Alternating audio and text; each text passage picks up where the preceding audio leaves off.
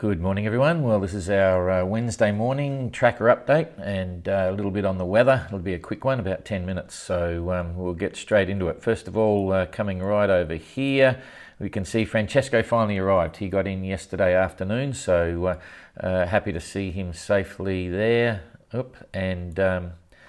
Everything seems to be going okay for him. He's obviously disappointed, but we'll wait and see what the future holds.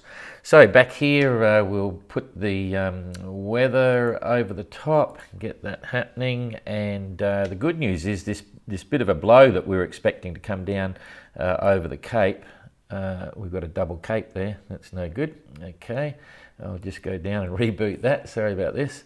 I'd just done it before, but it's good to see what happens so you can all keep up with what's happening. Okay, we'll zoom one in there, get back up here, put the weather over there. Boom, boom. Now we should be right. Okay, this blow here that was expected off the Cape that was possibly going to interrupt with Mark and Loic and Igor is losing a bit of its power, so that's kind of good. So Mark is still heading towards Cape Town steadily at 5.9 knots now. Loic is due to leave in the next few hours, so that's good. And Igor making 3.5 knots. He should be probably doing a bit more than that. These reports are 2 hours old and the weather looks okay, so not sure what's up there. Might be a bit of current, but we'll have a look at that in a minute. Istvan and Igor still having a bit of fun together. At the moment, Istvan is slightly ahead of Tapio rather, and Istvan's doing 6.6 knots. Heading down, you can see he's on a beam reach. The sea would be playing up with him a bit as well. And Tapio's making 6.2, so holding their own. Susie's tacked over, obviously got very light winds now. And because she's on the edge of this, we don't know. This gets very hard to predict, these sort of troughs here. It could be closer to her, could be light and variable winds, but she's still sailing well. She's making 5.7 knots. And heading back down to the south a bit. She's probably very cautious about being up north. She knows that when you go north, usually there's no wind, so she may be just holding a beam reach and coming down. This is the interesting game right here, the middle fleet behind Jean-Luc. And a few interesting things overnight. They've obviously got a good solid breeze now. Up at the tail end, Uku's doing 5.6 knots. On starboard tack, the sea's probably built up a little bit now, be up around 4 meters, and the winds are quite solid, 35s, gusting maybe a bit higher. Tommy's got a little bit less wind. He's able to hold his course, and doing 5.9 knots. He's come a bit north, so you've got to be careful of that, I suppose. Gregor's been slowly chomping down at Mark, making 5.9 knots. He knows Mark's there. All of these guys are talking to each other on the radio, so they know exactly where they are, and they're all on the hunt to try and get there. And Mark's doing pretty well at 6.4, so I think he's actually, while they're very close now, I think he's opened up a little bit during the night. Jean-Luc back here, beautiful sailing breeze, making 6.6 knots. It's showing right behind. He'll have everything up now, going as best he can. Quite happy. And so the next thing that we're all interested in, if I go to toggle distance, and we can start looking at what's happening here. Okay, 2 toggles. Once they're up, you can move them around. So we put that on Jean-Luc. About nearly 1,200 nautical miles now in front of Mark. So he's still stretched and increased that gap. And once again, you can see the challenge now.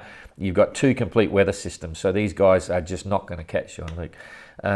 Now, here's the next most interesting one. If I pull that back here, we might just bang this up a little bit more so you can get a better look. What's the distances that they've made or moved around? There's a bit of solid breeze down here. It's going into purple, so purple going into blue. You look at the blues, that's potentially 50 knots down here.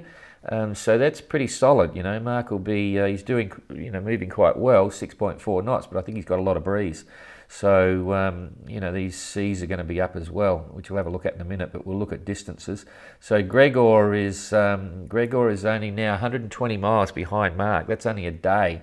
So the 3 of these guys have been slowly pegging back the distance.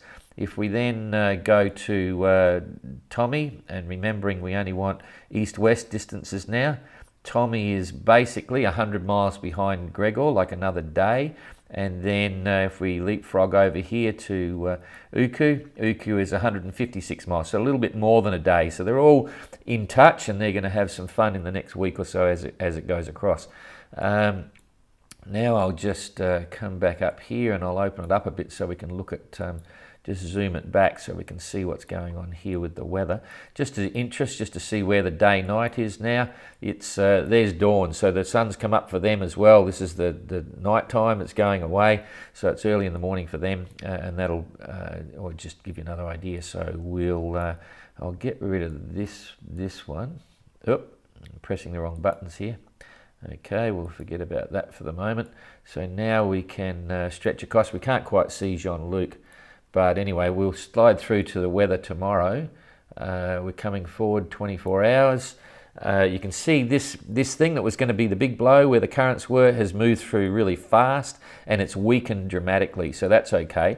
But this one over here, the one that's just gone, will have just gone past our guys, is strengthening dramatically. There's a lot of wind there. That'll be 50 gusting 60. Seas will be quite large, but it's just missed our guys here.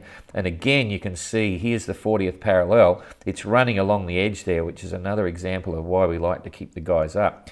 Anyway, the tail enders here are going to get basically a big hole. No wind there at all, so Uki's going to slow down, and that's probably going to move forward in a minute over the whole fleet. So Jean-Luc's going to get slowly increasing northwesterly winds before this front, but I think you'll see it's going to stay down. It's not going to come up. So we go forward another day. It's moved right across, but fortunately Jean-Luc is up over 40. He's missing the worst of this weather here, and we're quite happy about that, and I'm sure he will be too. Good news for Jean-Luc is he's going to have plenty of breeze to keep sailing, so he can make some fast times. If we come back, it looks like that no wind zone, I've just come back a few hours, is going to pass through the fleet really quickly. So they'll slow down, they'll have a bit of a break, but then it'll pick up again. So for these guys, it's just typical Southern Ocean weather. It's northerlies they'll be reaching. The sea doesn't get up very much in a northerly, so that's kind of cool. And we can expect some good mileages, good average daily runs. Back here again, we're now 3 days forward. Susie will be happy. All these guys will be happy. If they're down low, they might get a bit slow because there's less wind down here. Certainly Susie will have a good break to keep getting miles up. And I think Loic will be okay. He's not going to like the idea of going down. He may try and squeak up the top here with the currents. I'll have a look at that in a minute, but we'll keep talking forward weather. So that's on the 14th. That's in 2 days' time. Here we go to the 15th.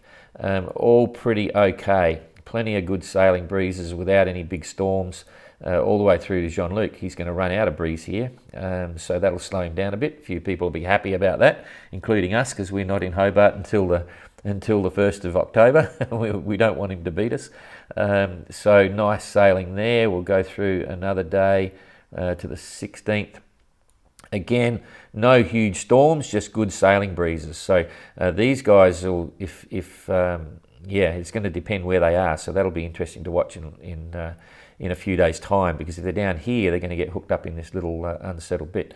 If we zoom this out, this is another occasion when it's just amazing. You might have heard, Mark talking in his phone call about the weather forecasters in Cape Town. He spoke to them, and they're saying they've never seen weather like this around the Cape for a few days ago. It was forever, because it was incredibly unstable. We had low pressures, high pressures, all that sort of stuff. It's still generally unstable here. There's a lot of confusion. I mean, it's never really organised, because historically it's only from about here. It's only from about 60 degrees east that you're into the traditional westerlies of the roaring 40s, and that's because of this high that sits here. All these other systems come up and bounce into the edge of it, and that causes the disturbance. But it's particularly weird, it seems to me anyway. So slowly but surely, these guys, the middle fleet, are just about through that. They should be getting consistent westerlies any time now, and no real surprises. That's the main one. Just looking at the currents, let's just have a look at what Loic and so on. We'll bring it back to real-time weather today. Okay, so it's quite windy. I'll pull up the currents, just come down here. You can see here's what's going on. Now, Loic has to come out of he has to come out of here and somehow get down and around. Normally you get south as quick as you can, get down to 40 and then come along, but we'll have to wait and see. He may decide to hook underneath here and cut across this way. And the weather, the wind sort of looks vaguely there. I'm not sure what Captain Coconut's going to do. Still a long way for him to get in there, fight the calms and the strange weather around here, and then get out again. Igor's coming down okay, but he'll be watching that. We've told him where the worst of the currents are. This is the bad area if there's a big blow, but I think he'll be okay, because if we just cut back to the wind now, you'll see where he is in the next 24 hours. It's gone over him, and he definitely heading south. I think he'll be okay. So, and it hasn't developed as strong as it was forecasting. That's into the 30s and 35s, which is okay. Previously, it was going to be 40s and 50s and so on.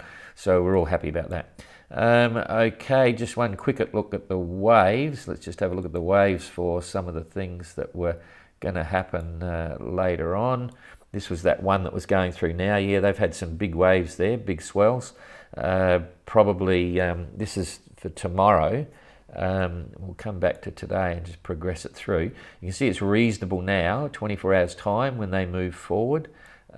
It's going to be, well, it's already gone over them, but it's building. And again, most of it's below 40, so it's another example of why we like to keep them up there. If we go through the next day, as that blow comes through for Jean-Luc, wow, I'm happy they're not down here. If you were a traditional circumnavigator now, you would be definitely down here somewhere getting clobbered, so we don't want those waves. Anyway, that's really about it. Back to here and now. All looking good. No dramas potentially for the next 3-4 days. So thanks for that, and we'll carry on regardless. See you later.